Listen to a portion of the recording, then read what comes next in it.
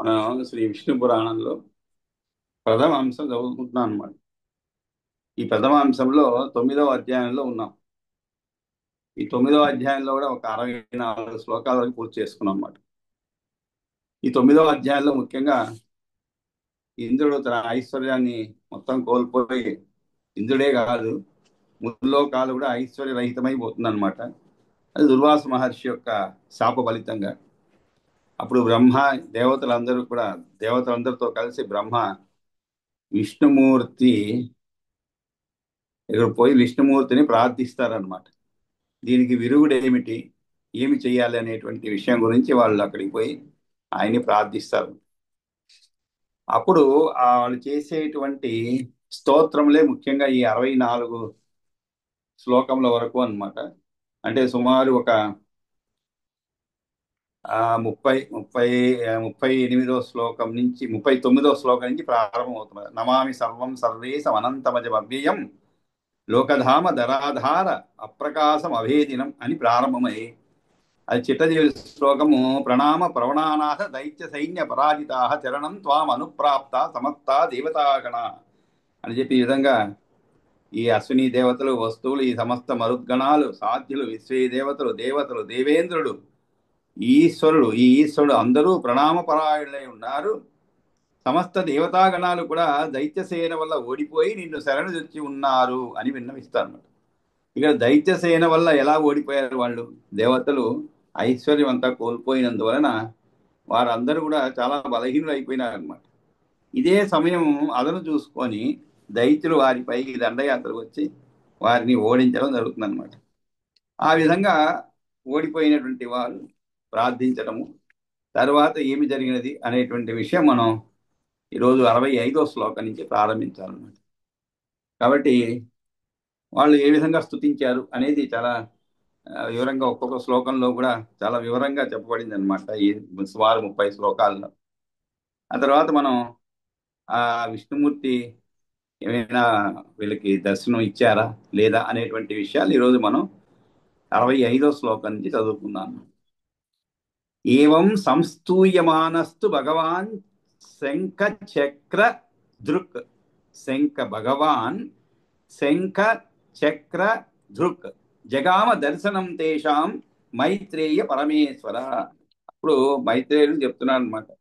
ఈ విధంగా వారు ప్రార్థించగా ఏవం సంస్తూయమానస్య అంటే ఈ విధంగా వారందరిచే స్తుతింపబడుతూ భగవంతుడు పరమేశ్వరుడు ఎలా వాళ్ళకి దర్శనం ఇచ్చారు, శంఖ చక్రాలు ధరించినటువంటి రూపంతో వారికి దర్శనం ఇచ్చాడు. భగవాన్ శంఖ చక్ర దృక్ అని చెప్పండి. అంటే శంఖ చక్ర ఆది ఆయుధాలు అనమాట, చక్రాద్యాయుధాలు. ఇక్కడ భగవాన్ శంఖ చక్ర దృక్ అని చెప్పండి. కాబట్టి ఆ విధంగా వీరు దర్శనం రూపంతో వారికి దర్శనం కలిగించడం జరుగుతున్నాడు. పరమేశ్వర శంఖ చక్రాలు ధరించిన రూపంతో వారికి దర్శనం ఇచ్చాడు అని చెప్పాను. మరి ఆ తరువాత అటువంటి ఆ నారాయణ్ని చూసి వీళ్ళు తం దృష్ట్వా తే తదా దేవాః శంఖ చక్ర గదాధరం అపూర్వ రూప సంస్థానం తేజసాం రాశి మూర్జితం ప్రణమ్య ప్రణతాః పూర్వం సంక్షోభిస్తిమితేక్షణాః తుష్టుః పుండరీకాక్షం పితామహ పురోగమాః. తం దృష్ట్వా అని చెప్పబడింది. అంటే ఏమిటి? తమ్ అంటే అతని అని. ఎవరిని? ఆ విధంగా తమ ముందు ప్రత్యక్షమైనటువంటి అది కూడా శంఖ చక్ర ఆది ఆయుధాలని చెప్పబడింది. భగవాన్ శంఖ చక్ర దుర్గ. కానీ ఇక్కడ ఈ శ్లోకంలో ఇంకొకటి చెప్పబడింది, శంఖ చక్ర గదాధరం అని చెప్పబడింది. అంటే గదను కూడా ధరించినటువంటి అని చెప్పబడింది. కాబట్టి తం దృష్ట్వా తే తదా దేవాః అప్పుడు దేవతలు తం దేవాః అంటే దేవతలందరూ కూడా. అంటే ఇక్కడ తం ఇది అంటే ఏమిటి? తం అంటే అపూర్వమైనటువంటి రూప సంస్థానము. రూప సంస్థానం అంటే ఏమిటి? దేహ సంబంధమైన సన్నివేశం ఉంటుంది. కూర్పు ఎవనికి కలదో అతడిని అని అర్థం అనమాట. కాబట్టి అటువంటి అపూర్వ రూప సంస్థానం తేజసాం రాశిం అని కూడా చెప్పబడింది. తేజసాం రాశిం ఊర్జితం. ఇక్కడ తేజసాం రాశిం అంటే ఆ విధంగా ప్రత్యక్షమైన ఆ శంఖచక్ర గదాధరుడిని దేవతలందరూ కూడా కళ్ళ ద్వారా దర్శించుకున్నారనమాట. ఆయన ఎలా ఉన్నాడు? ఇంతకు ముందు ఎన్నడూ కూడా ఎవరు చూడనటువంటి అపరూపమైన దివ్య మంగళ విగ్రహ స్వరూపుడు అన్నమాట. అందుకని ఇక్కడ అపూర్వ రూప సంస్థ. అపూర్వం అంటే ఏమిటండి? అపూర్వం. పూర్వం అంటే ముందు అని అర్థం. మనం కూడా చెప్తుంటాం అపూర్వమైనటువంటి సంగీతం అండి అంటున్నా. అంటే ఏమిటి? ఇంతకు ముందు ఆ పూర్వం అంటే ముందు లేనటువంటిది అని అర్థం అన్నమాట. అటువంటి విశేషం చెప్తూ ఉంటాం మనం, అపూర్వమైనటువంటిది అండి అని. అంటే లేదు, చాలా రేర్ అని కూడా చెప్తుంటాం అనమాట. ఆ విధంగా అపూర్వ రూప సంస్థానం. సంస్థానం అంటే ఏమిటి? రూప ఆకృతి ధరించిన వారిని సంస్థానం. అంతేకాదు తేజసాం రాశిం, దివ్య తేజ పుంజ నిలయమైన వారిని. తేజసాం పుంజం ఊర్జితం అని చెప్పడు. ఊర్జితం అంటే ఉత్సాహం అని అర్థం అండి. ఊర్జ అంటే ఉత్సాహం అని అర్థం. కాబట్టి ఆయన దివ్యమంగళ విగ్రహ స్వరూపుడు. తేజస్సులు అన్నిటికీ కూడా కుప్పపోసినట్లుగా ఉన్నవాడు. కుప్పపోసినట్లుగా రాశి అన్నారు. రాశి అంటే మనకి తెలుసు కుప్ప అన్నమాట. పూల రాశి లేదు, కూరగాయల రాశి అంటుంటాం. అంటే కుప్ప అని అర్థం అనమాట. ఆ విధంగా ఏమి కుప్ప ఇక్కడ? తేజసాం రాశిం అంటే తేజస్సు యొక్క కుప్ప, అంటే అంతటి తేజస్సుతో ఉన్నటువంటి వాడు అని అర్థం. మనం కూడా సౌందర్యం అంతా కూడా కుప్పపోసినట్లు ఉన్నారు అని అంటుంటాం. అంటే ఏమిటి? అంతా కూడా ఒకే చోట ఉండినట్లుగా అన్నమాట. ఆ విధంగా తేజసాం రాశిం. ఊర్జితం అంటే ఏమిటి? గొప్ప బలము గలవాడుగా అని కూడా చెప్పొచ్చు అనమాట. ఊర్జితం అంటే లేదు ఉత్సాహం. అనేక అర్థాలు ఉన్నాయి దానికి. ఈ విధంగానే చెప్పుకోవచ్చు. బలం ఉంటే ఉత్సాహం ఉంటుంది కదండి. బలం ఉన్నవాడు ఉత్సాహంగా ఉంటాడు అనమాట. బలం లేనివాడు బలహీనంగా ఉంటాడు. బలహీనంగా అంటే ఏమిటి? చూసేదానికే నిరుత్సాహవంతుడుగా ఉంటాడు అనమాట. భయం భయంగా ఉంటాడు. బలం ఉన్నవాడు చాలా ఎగిరి పడుతూ ఉంటాడు అనమాట, ఆ బలాన్ని చూసుకొని. ఆ విధంగా ఉత్సాహము ఉజ్జితం అంటే. కాబట్టి తమ దృష్ట్వాతీతదా దేవా శంఖచక్ర గదాధరం అపూర్వ రూప సంస్థానం తేజసాం రాశిం ఊర్జితం. సరే, వెంటనే వీళ్ళు ఏం చేశారు? అటువంటి తేజోరాశి మనం కూడా ఒక్కసారి ఆకాశంలో మెరుపు వచ్చింది అనుకో, ఉన్నట్లుండి మనం ఏదో రోడ్లో పోతున్నాం, అంతవరకు అసలు ఏం లక్షణాలే కనబడలేదు. ఏదో వర్షం వస్తుందని కానీ, మేఘావృతం అయింది కానీ లేదు, ఉన్నట్లుండి మేఘావృతం అయిపోయి ఒక సెకండ్లో అలా కూడా జరుగుతుందండి. చాలా అంటే ప్రకృతి చాలా వేగంగా మారుతూ ఉంటుంది. మనం అనుకోనుకుంటాం, అనుకోం కూడా అసలు. అలాంటివి ఉన్నట్లుండి సూర్యరశ్మి అంతా పోయి మేఘాలు కమ్ముకొని ఒక 2-3 నిమిషాల్లోనే వర్షం కూడా ప్రారంభం అవుతుంది అనమాట. అలాంటప్పుడు మీకు మెరుపు తీగలు మెరిసాయి అనుకోండి పైన ఆకాశంలో, ఎలా ఉంటుంది? మనం చూడలేము అది. మెరుపుని నేరుగా చూడలేము. అంతటి తేజో రాశివంతమైనటువంటి అర్థం ఇక్కడ. కాబట్టి ప్రణమ్య ప్రణతాహ పూర్వం సంక్షోభి తిమితేక్షణ స్థిమితేక్షణ. ఇక్కడ ఒక చక్కగా చాలా అంటే మనం ఊహించలేని విధంగా వర్ణించబడింది అనమాట. మామూలుగా మనకి ఏదైనా గొప్ప తేజస్సు కనబడింది అనుకో మన కంటికి, అప్పుడు ఏం చేస్తాం మనం? ఒక్క నిమిషం అలా విభ్రాంతి చెందుతాం అనమాట. ఆ విధంగా విభ్రాంతి చెంది తరువాత సంక్షోభి స్థిమిత ఈక్షణ. ఆ తరువాత ఏమవుతుంది? మనం స్టడీ అవుతాం అనమాట. కాబట్టి ఇక్కడ స్థిమిత ఈక్షణ విచకిత నేత్రాలు కలవారై, ఇక్కడ పూర్వం అన్నారు. ఇక్కడ ఎలా చదువుకోవాలంటే మనం ప్రణమ్య ప్రణతాహ పూర్వం సంక్షోభితిమేక్షణ. అంటే పూర్వం అంటే ఏమిటి? వాడు నమస్కరించడానికి ముందు అని అర్థం. పూర్వం ప్రణమ్య ప్రణతాహ పూర్వం అంటే ముందు, సంక్షోభితిమితేక్షణ అంటే మనం తేరుకునేదానికి టైం పడుతుంది కదా. మనం ఏదైనా ఉన్నట్లుండి, ఉదాహరణ బాగా అర్థం అవ్వాలంటే మనం ఊహించకుండా ఏదో వాకిట్లో పని చేసుకుంటూ ఉన్నాం. తెల్లవారు మన అబ్బాయి అమెరికా నుంచి దిగి వచ్చాడు. ఈ రోజుల్లో సర్ప్రైజులు ఇస్తున్నారు. అమెరికా నుంచి కూడా సర్ప్రైజ్ ఇచ్చేస్తున్నారు. నేరుగా వచ్చి నిలబడుతున్నారు ముందు.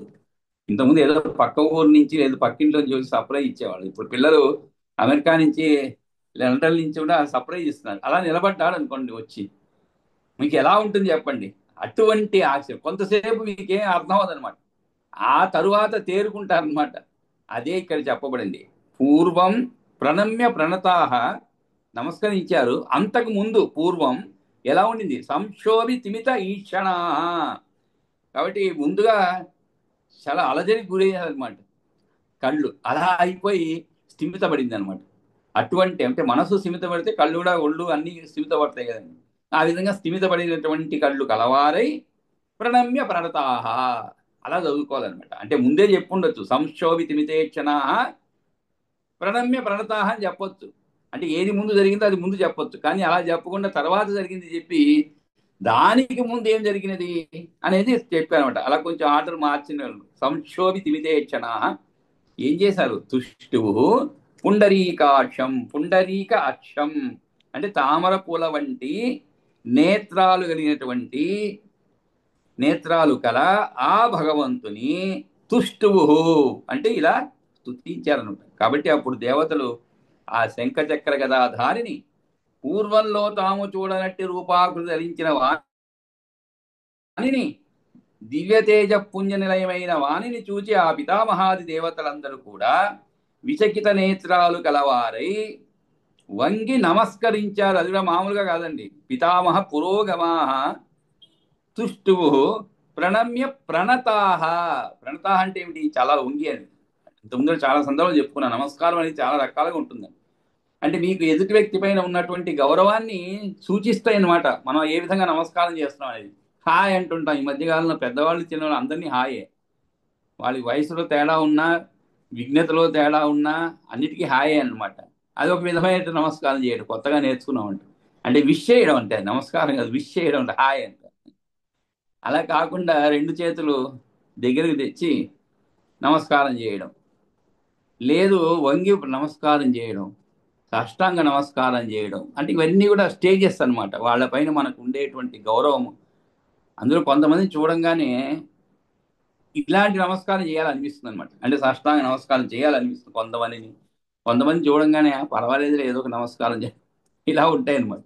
కాబట్టి ఈయన పాపం వీళ్ళందరూ కూడా ప్రణతాహ ప్రణమ్య అన్నారు. అంటే బాగా వంగి నమస్కరించారనమాట, విచకిత నేత్రాలు గలవారై. ఆ తరువాత ఏమైనది? తుష్టువు పుండరీకాక్షం, తామర పూల వంటి నేత్రాలు గల భగవంతుని ఇలా స్తుతించారు. అందుకే ఇక్కడ దివ్య తేజస్సును చూడలేక ముందు క్షోభ పొంది తరువాత స్థిమితం పొందినటువంటి కన్నులు కలవారయ్యారు. అది అన్నమాట ఇక్కడ స్థిమితే క్షణాహ, సంక్షోభి స్థిమితే క్షణాహ. సంక్షోభి అంటే సంక్షోభం. ఎందుకు సంక్షోభం పొందింది? దివ్య తేజస్సును చూడలేకుండా అన్నమాట. సరే, నమస్కారం చేసి ఏం చెప్తున్నారు? నమో నమో, ఆయన సేవిత దేవతలు నమస్కారం చేశారని చదువుకున్నాం.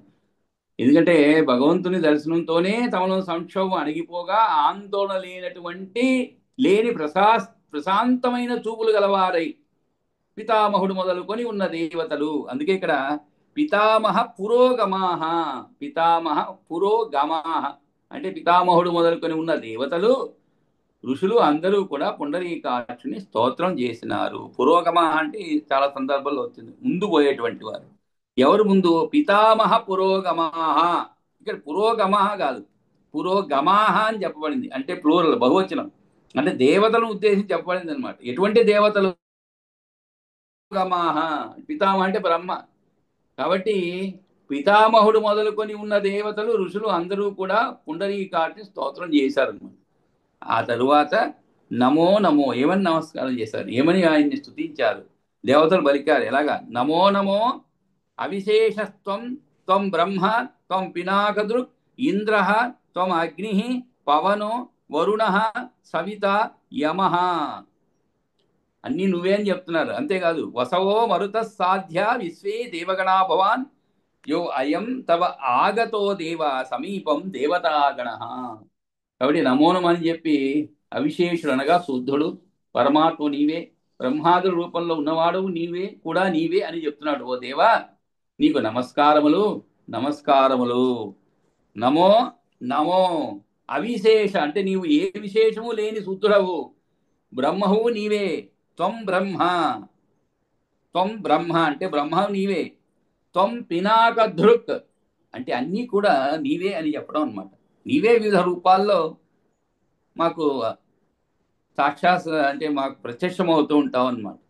అలాంటిది నీవే అన్నీ కూడా. ఏమిటి విశేషత్వం? త్వం అవిశేషత్వం త్వం బ్రహ్మ త్వం పినాక దృక్. పినాక దృక్ అంటే ఏమిటి? పినాకమును ధనస్సును చేతబట్టి ఉన్నటువంటి రుద్రుడివి నీవే. అది అనమాట. పినాక దృక్ అంటే ధరించినటువంటి వాడన్నారు. ఏమి ధరించిన వాడు? పినాక దృక్ అంటే పినాకమును ధరించినటువంటి వాడు రుద్రుడివి నీవే. అంతేకాదు ఇంద్ర త్వం అగ్ని, ఇంద్ర అంటే ఇంద్రుడు, త్వం అగ్ని నీవే వాయువు. అంతేకాదు పవన, సారీ అగ్ని, అగ్ని పవన, పవన అంటే ఏమిటి? వాయువు. వరుడు వాయువు, వరుణుడు వరుణ, సవిత, సవిత అంటే సూర్యుడు అండి. సూర్యుడికి పేరే సవితుడు అన్నమాట. సవిత, మరీచి ఇలాంటి పేరు. మరీచి అంటే కూడా మరీచిమా అంటే సూర్యుడు. అనేక నామాలు ఉన్నాయన్నమాట సూర్యుడు కూడా అన్నమాట. కాబట్టి ఇక్కడ సవిత, యమహ అంటే యముడు. అంతేకాదు వసవో, మరుత అంటే వసువులు, మరుత్తులు, సాధ్య, విశ్వే దేవగణ. సాధ్యులు విశ్వే దేవతలు, మొత్తంగా దేవగణాలన్నీ కూడా నీవే. దేవగణాలన్నీ కూడా నీవే. అంతేకాదు వసవో, మరుత, సాధ్య, విశ్వే దేవగణ భవాన్. తరువాత యో అయం తవ ఆగతో దేవ సమీపం దేవతాగణా. ఇవన్నీ నీవే, కానీ నీ సమీపానికి వచ్చి ఉన్నటువంటి ఈ సమస్త దేవతాగణము కూడా నీవే. యో యో అయం తవ ఆగతో, ఆగత అంటే నీ దగ్గరికి వచ్చి ఉన్నటువంటి ఈ అందరము కూడా నీ స్వరూపలమే దేవ. సమీపం దేవతాగణా యో అయం తవ ఆగతో అంటే ఏమిటి? నీ దగ్గరికి తవ ఆగతం అంటే నీ దగ్గరికి వచ్చి ఉన్నటువంటి మేమందరం కూడా నీ స్వరూపులమే. అంతేకాదు అంటే ఏమిటి? నీ వాళ్ళమే. ఈ అందరి రూపాల్లో ఉన్న నీవే జగత్తును సృష్టించినటువంటి వాడు. స త్వమేవ జగత్ స్రష్ట. స్రష్ట అంటే ఏమిటి? సృష్టించినటువంటి వాడు అని అర్థం. జగత్ స్రష్ట యతః సర్వగతో భవాన్. అంతేకాదు నీవే అందరిలో ఉన్నవాడు. సర్వగతో భవాన్, విశ్వమంతటా నిండి ఉన్నటువంటి వాడవు అని అర్థం అన్నమాట. నీవు యజ్ఞానివి. త్వం యజ్ఞ, త్వం వషట్కార, వషట్కారానివి అంటే నీవు ఓంకారానివి. ప్రజాపతివి, త్వం ఓంకార ప్రజాపతి. కాబట్టి నీవే, అన్నీ కూడా నీవే, సమస్తము నీవే. సత్వమేవ జగత్స్రష్ట యతఃసర్వగతో భవాన్ వసవో మరుతస్సాధ్య విశ్వే దేవ గణా భవాన్ యో అయం తవ ఆగతో దేవ సమీపం దేవతాగణ అన్నీ చెప్పి వేద్య వేద్యం చ. అంతేకాదు త్వం యజ్ఞ, త్వం వషట్కార, త్వం ఓంకార ప్రజాపతి అన్నారు. నీవే ప్రజాపతివి అని చెప్పి, ఓ సర్వాత్మ, తెలుసుకోదగిన వేద్యమువు ఆత్మవు నీవే. ఆ వేద్యమైన ప్రకృతివిన్నీ నీవే. వేద్య వేద్యం చ సర్వాత్మన్ త్వన్మయం చ అఖిలం జగత్. త్వత్మయం అంటే ఈ సమస్త జగత్తు విష్ణుమయమే. త్వత్మయం చ అఖిలం జగత్. అందువల్ల ఓ మహావిష్ణు, త్వాం అత్ర శరణం విష్ణో ప్రయాత దైత్య నిర్జితాః. నిర్జితాః అంటే ఓడింపబడినటువంటి వారు, ఓడిపోయినటువంటి వారు. అటువంటి ఓడిపోయిన దేవతలు ఎవరి చేత? రాక్షసుల చేత. దైత్యుల చేతిలో ఓడిపోయి దిక్కుతోచక ప్రయాత శరణు పొందాము.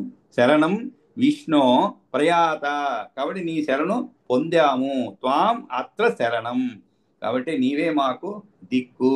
వేద్యా వేద్యం చ సర్వాత్మన్ త్వన్మయం చ అఖిలం జగత్. త్వాం అత్ర శరణం విష్ణు ప్రయాత దైత్య నిర్జితాః. వయం ప్రసీద సర్వాత్మన్ తేజసామాప్యాయ యస్వ నః. తావదార్తి తదా వాంఛ తావన్మోహ తథా సుఖం. ఇక్కడ అంతటా కూడా ఎక్కడ చూసినా కనిపిస్తున్నది నీవే. కాబట్టి ఈ విశ్వము నీ స్వరూపమే. ఓ ప్రభు సర్వేశ్వర జగన్నాథ, మేము దైత్యుల చేతిలో పరాభవం ఉంది, నిన్ను రక్షించమని కోరుకుంటున్నాం. అదిగో ఇక్కడికి వచ్చామయ్యా. కాబట్టి ఓ విష్ణు అన్నీ తెలిసినవాడు, మమ్మల్ని కాపాడు అంటే నీకేమేమి చెప్పాల్సిన అవసరం లేదు, అన్నీ నీకు తెలుసు. మనం కూడా ఒక తమాష విషయం ఏంటంటే మనకు తెలుసండి. మనం చెప్తూ ఉంటాం, మాటలో చెప్తూ ఉంటాం. మనకి ఏం కావాలో అది పరమాత్మకి తెలుసు. మనకి ఏ సమయంలో ఏమి ఇవ్వాలో ఆయనకి తెలుసు. మనం ప్రత్యేకంగా అడగవలసిన పని లేదు. ఇదంతా మన పిచ్చిదనం అంట. ఏమిటంటే అది కావాలి ఇది కావాలి మనం అడగటం.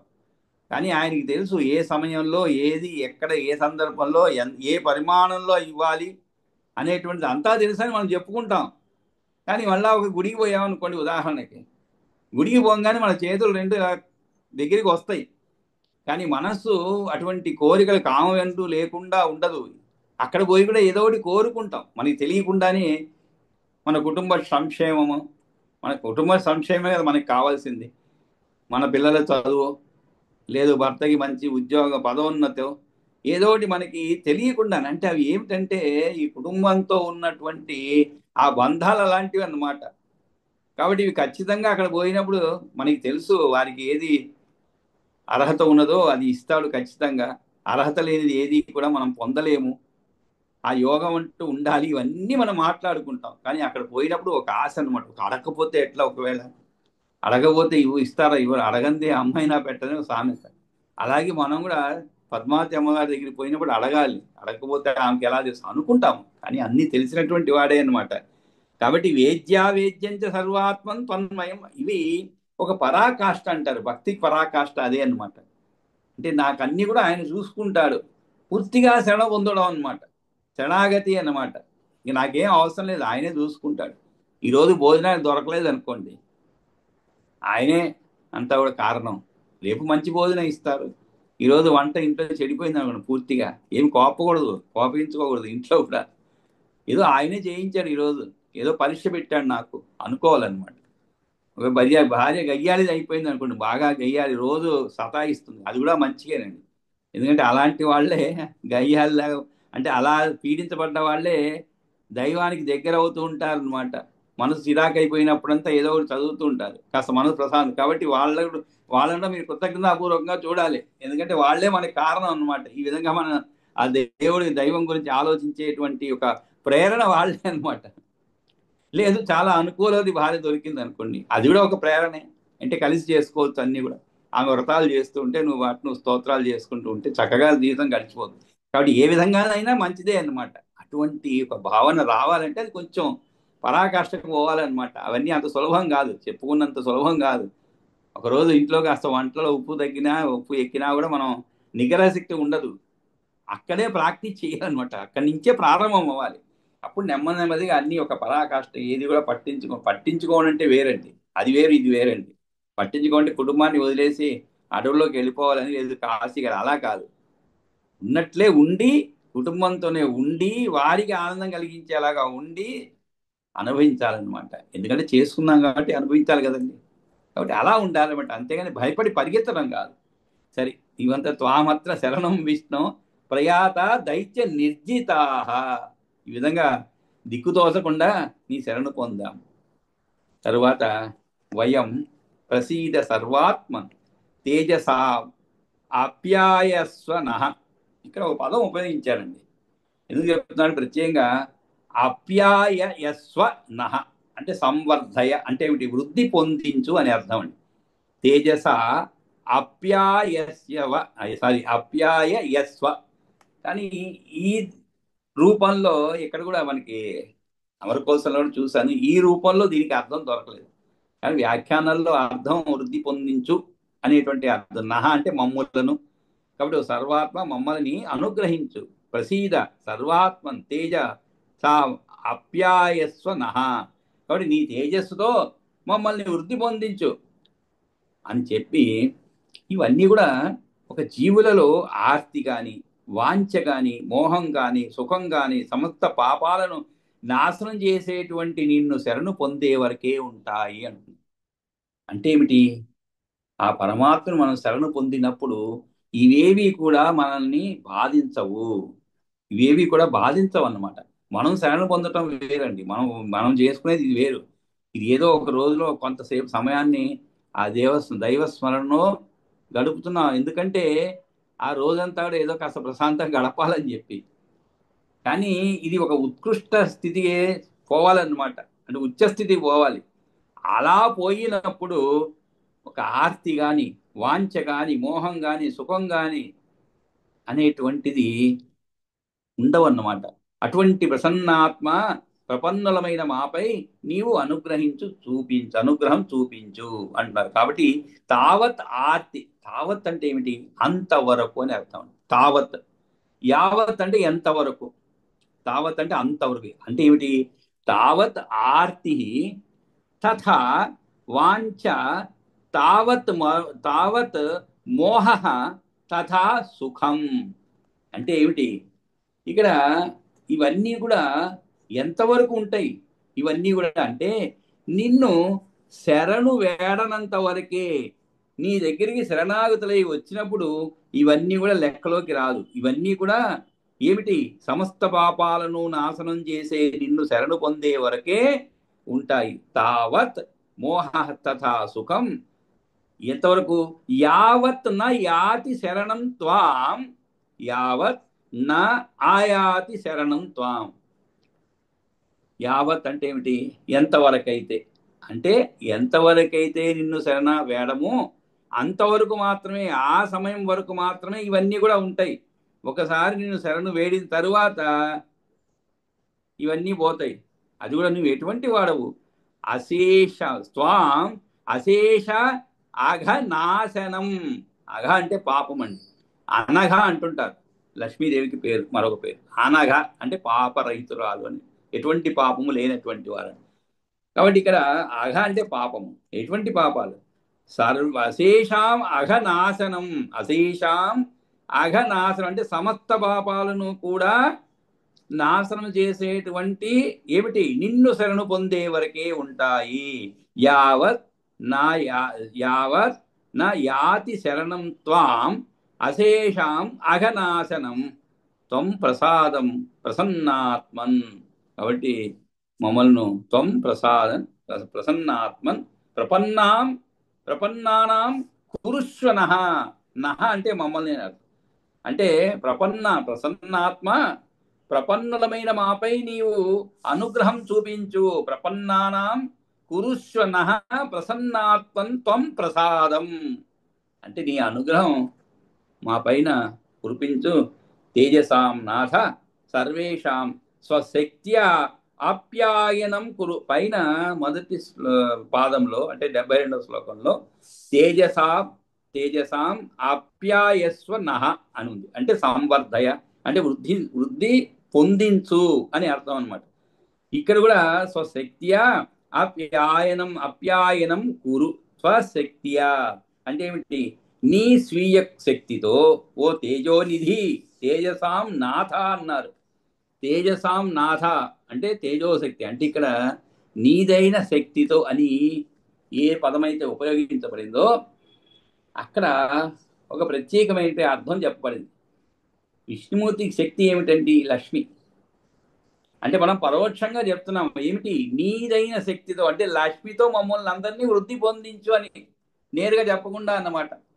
ఆ విధంగా చెప్తున్నారు. కాబట్టి తేజసాం నాథ సర్వేషాం స్వశక్త్యా ఆప్యాయనం కురు. సర్వేషాం అంటే నీ స్వీయ శక్తితో మాపై నీవు అనుగ్రహం చూపించు. ఓ తేజోనిధి, నీ స్వీయ శక్తితో మా తేజస్సులను వృద్ధి పొందించు అని ఈ విధంగా ప్రార్థిస్తున్నారన్నమాట. కాబట్టి సత్వమేవ జగత్తం దృష్ట్వాతే తదా దేవాః శంఖచక్ర గదాధరం అపూర్వ రూప సంస్థానం తేజసాం రాశిం ఊర్జితం ప్రణమ్య ప్రణతాః పూర్వం సంక్షోభితిమితే క్షణాః తుష్టువుః పుండరీకాక్షం పితామహం పురోగమాః. పితామహం కాదండి, పితామహ పురోగమాః. నమో నమో అవిశేషస్త్వం త్వం బ్రహ్మ త్వం పినాక దృక్ ఇంద్ర త్వం అగ్నిః పవనో వరుణః సవిత యమః వసవో మరుతః సాధ్య విశ్వే దేవ గణా భవాన్ యో అయం తవ ఆగతో దేవ సమీపం దేవతాగణః సత్వమేవ జగత్స్రష్ట యతః సర్వగతో భవాన్ త్వం యజ్ఞః త్వం వషట్కారః త్వం ఓంకారః ప్రజాపతిః వేద్యం చ సర్వాత్మన్ త్వన్మయం చ అఖిలం జగత్ త్వాం అత్ర శరణం విష్ణో ప్రయాత దైత్య నిర్జితాః వయం ప్రసీద సర్వాత్మన్ తేజసా అప్యాయస్వ నః. తావత్ ఆర్తి తథా వాంఛ తావత్ మోహః తథా సుఖం యావత్ నా ఆయాతి శరణం త్వాం. యావత్ న ఆయాతి శరణం త్వాం అశేష అఘనాశనం త్వం ప్రసాదం ప్రసన్నాత్మన్ ప్రపన్నానాం కురుష్వ నః. తేజసాం నాథ సర్వేషాం స్వశక్త్యా అప్యాయనం కురు. స్వశక్త్యా అప్యాయనం కురు. మళ్ళీ ఇక్కడ కూడా ఆప్యాయనం అంటే వృద్ధి పొందించు. కాబట్టి ఓ తేజోనిధి, నీ స్వీయ శక్తితో మా తేజస్సులను వృద్ధి పొందించు. మా చిన్నప్పుడు శ్లోకము అంటే 6వ తరగతి నుంచి సంస్కృతం కాస్త కూస్తో నేర్చుకోవడం జరుగుతుంది స్కూల్లో, సెకండ్ లాంగ్వేజ్. ఏ శ్లోకం ఇచ్చినా కూడా పాప టీచర్ ఇప్పటికి కూడా జ్ఞాపకుంటారు ఆయన, ఎందుకంటే చిరస్మరణీయులమాట ఆయన. అంత ఓపికగా నేర్పించేవాడు ఆయన. మేము ఉండేది ఒక 20-30 మంది ఉండేవాళ్ళం సంస్కృతం క్లాస్. ఏదైనా ఒక శ్లోకం బోర్డు పైన రాసి పిలిచేవారు ఒకరిని, పిలిచి దాన్ని ముందు విడదీయమనేవారు. అంటే పదం ఇచ్చేది అంటే ఇప్పుడు యావన్నాయాతి అని ఉంది, అక్కడ మనం విరచి చెప్పాలి ఆయనకి యావత్ నా ఆయాతి. అలా చెప్పుకున్నప్పుడు వెంటనే మనకి అర్థం స్ఫురిస్తుందండి. అలాగే చదువుతూ పోతే అర్థం స్ఫురించదు, ఏదో గజిబిజిగా ఉంటుంది. త్వాం అశేష అఘనాశనం, అశేష అఘనాశనం. ఇక్కడ అశేష అఘనాశనం అంటే ఏంటో అర్థం అవుతుంది. కాబట్టి ఆయన ప్రతి శ్లోకాన్ని కూడా అంటే కొంతకాలం అయిన తర్వాత మనకే ఆ శక్తి వస్తుంది, కొంచెం అర్థం చేసుకునే శక్తి పెరిగే కొద్దీ పదాన్ని ఎలా విభజించాలనేటువంటి శక్తి మెరుగవుతుంది. ఎప్పుడైతే ఈ శక్తి మెరుగవుతుందో దాని అర్థం తెలుసుకునే శక్తి కూడా మెరుగుపడుతుంది. ఈ విధంగా రెండు కూడా ఒకటికొకటి ఇంటర్లింక్డ్ అన్నమాట. ఆ విధంగా చెప్పేవాడు. కాబట్టి అట్లా మనం ముందుగా శ్లోకాన్ని ఇలా విభజించుకున్నాం అనుకోండి, ఆ పాదాన్ని, అప్పుడు చాలా సులభంగా చెప్పారు. ఆ తర్వాత ఏం చేయాలి, దానికి తగ్గట్లుగా అర్థం స్ఫురించేలాగా పదాలని కొంచెం ముందుకు వెనక్కి ఉంటాయన్నమాట. ఒక్కోసారికి అర్థం పూర్తిగా మారిపోయే, అంటే ఆ పదం ఉన్నట్టుగా చదువుకుంటే అర్థమే మారిపోతుంది. అట్లా కాకుండా ముందుకు వెనక్కి నా అని చూడండి, చాలా చోట్ల మన సంస్కృతంలో నా అనేది ఎక్కడో ఉంటుంది, దాన్ని తీసుకొచ్చి ఇక్కడ తగిలించాలన్నమాట. ఏదో రైలు బోగి తగిలించినట్లుగా, ఇంజన్ తగిలించినట్లుగా బోగికి తీసుకొని తగిలించాలి, అప్పుడే అర్థం. లేదంటే అక్కడ నా అనేది కాస్త తగిలించలేదు అనుకోండి, పాజిటివ్ అయిపోతుంది, అది నెగిటివ్ కాకుండా. ఆ విధంగా అనమాట. సరే ఏవం, సరే ఈ విధంగా వాళ్ళు స్తుతించగానే ఏవం సంస్తూయమానస్తు ప్రణతై అమరై హరి, ప్రణతై అమరై హరి. అది చూడండి, అక్కడ రమరై హరి అని ఉంది, అలా చదివితే ఏమర్థం అవదు. అమరై హరి ప్రసన్న దృష్టి భగవాన్ ఇదం ఆహ, ఇదం ఆహ, అది ఇదమాహ స విశ్వకృత్. కాబట్టి ఈ విధంగా భగవంతుడు అనుగ్రహిస్తున్నాడు వాళ్ళపైన. ఏవం సంస్తూయమానస్తు ప్రణతై, ఈ విధంగా దేవతలు వినమ్రులై స్తోత్రం చేయగా, ప్రణతై విశ్వకర్త అయినటువంటి ఎవరి చేత, అమరై హరి, అమరై అంటే దేవతల చేత, హరి అంటే విష్ణుమూర్తి, విశ్వకర్త అయినటువంటి ఆ భగవంతుడు ప్రసన్న దృష్టి భగవాన్, ప్రసన్న దృష్టి అంటే అనుగ్రహ దృష్టితో. అంటే దృష్టి చూడండి, అనుగ్రహ దృష్టి ఆగ్రహ దృష్టి రెండు ఉంటుంది అంటే మనకు తెలుసు చాలా. అంటే మన పైన ఎవరికైనా వాత్సల్యం ఉన్నప్పుడు మన అనుగ్రహ దృష్టి వాళ్ళ ముఖంలో కనబడుతుంది, అంటే చాలా ప్లీజింగ్గా ఉంటుంది అనమాట అనుగ్రహం అంటే. అదే మనం ఇష్టం లేదు ఏదో చేసాము, లేదు మనం అంటేనే ఇష్టం లేదనుకోండి, మనం చేసే పనులు ఇష్టం ఉండకుండా పోవటం ఒకటి, మనం అంటేనే ఇష్టం లేకుండా అది కూడా ఉంటుందండి. అప్పుడు ఏమవుతుంది, మనం ఏ పని చేసినా కూడా అయిష్టతే ఉంటుంది, ఏది కూడా ఇష్టపడదు. ముందు మనం ఇష్టపడాలి అంటే మనిషిని ఇష్టపడితేనే వాళ్ళు చేసిన పని కూడా ఇష్టపడతాం, అదొక కేటగిరీ. కొంతమంది ఏంటంటే మనిషి ఎలాగున్నా కూడా వాళ్ళు చేసిన పని ఏదైనా మంచి పని చేస్తే దాన్ని మనసారా కూడా ఆనందించేది కాదు, కృతజ్ఞతలు దీవెనలు అన్నీ అందిస్తారు.